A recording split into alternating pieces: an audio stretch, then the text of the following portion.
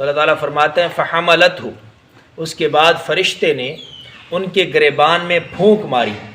جبرائیل علیہ السلام تھے، حمل کا یہی طریقہ مقرر ہوا، انہوں نے حضرت مریم کے گریبان میں پھونک ماری، اس پھونک کی برکت سے اللہ نے حضرت مریم کو بچے کا حمل عطا کر دیا، یعنی وہ حاملہ ہو گئیں۔ اور فانتبذت بہ مکانا قصیا، حمل کے بعد شروع میں حمل ہوتا ہے تو عورت کو پتہ نہیں چلتا، فیل نہیں ہوتا، کسی کو محسوس نہیں ہوتا۔ آہستہ آہستہ جب وہ مدت زیادہ ہوتی چلی جاتی ہے تو جسم بھاری ہونا شروع ہو جاتا ہے اور لوگوں کو بھی محسوس ہوتا ہے۔ تو جب ایسا وقت قریب آ گیا، ولادت کا وقت قریب آ گیا اور حمل محسوس ہونا شروع ہوا، تو اب مریم علیہ السلام پھر گھبرا گئیں۔ کل بھی یہ بات ہوئی تھی کہ یہ گھبرانا کس وجہ سے تھا۔ ظاہر ہے لوگوں کے سامنے تو دنیا کا قانون ہے کہ بھئی یا تو کسی کا نکاح ہوتا ہے تو بچہ پیدا ہوگا، یا پھر زنا ہوگا تو بچہ پیدا ہوگا، تیسری صورت تو دنیا والوں کے نزدیک نہیں ہے۔ اب یہ حاملہ ہو گئیں، نہ تو ان کا نکاح ہوا، اور نیک اتنی، ایک تو ان کا تعلق خاندان ہارون کے ساتھ، حضرت ہارون علیہ السلام کے خاندان سے تعلق رکھنے والی یہ عورت، اور یہ خاندان پورے بنی اسرائیل کا سب سے مقدس ترین خاندان شمار ہوتا ہے۔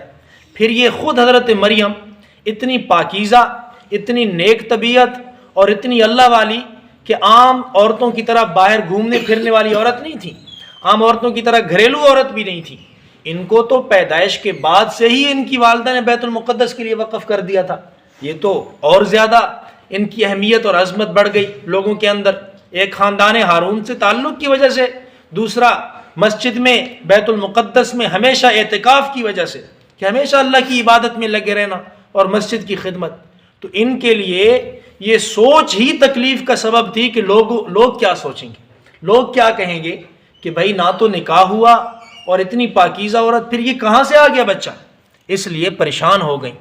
پریشانی کی حالت میں کیا کیا، جب ولادت کا وقت قریب ہوا، فانتبذت بہ، تو اس حمل کو لے کر، یعنی حاملہ حالت میں وہ چلی گئیں اس جگہ کو چھوڑ کر۔ کون سی جگہ تھی؟ بیت اللحم، ایک فلسطین میں جگہ ہے، بیت المقدس سے 8 میل کے فاصلے پر۔ اس وقت وہ جگہ تنہا تھی، بالکل وہاں کوئی نہیں ہوتا تھا، وہاں چلی گئیں گھبراہٹ کی حالت میں، اور وہاں پر اللہ تعالیٰ نے ان کو اولاد عطا کی۔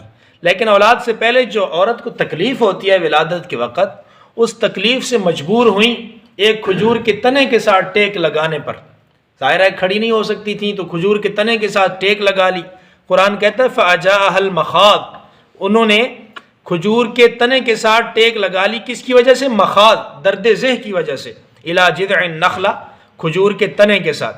قالت، وہاں پر جب ولادت کے وقت تکلیف شروع ہو گئی اور پریشان ہو گئی تو کہنے لگی یا لیتنی مت قبل ھذا، اے کاش میں اس سے پہلے مر گئی ہوتی، وکنت نسیا منسیا، اور میرا نام و نشان ختم ہو جاتا، یعنی مجھے کوئی یاد کرنے والا بھی نہ رہتا، اتنی بڑی آزمائش میں کیسے فیس کروں گی۔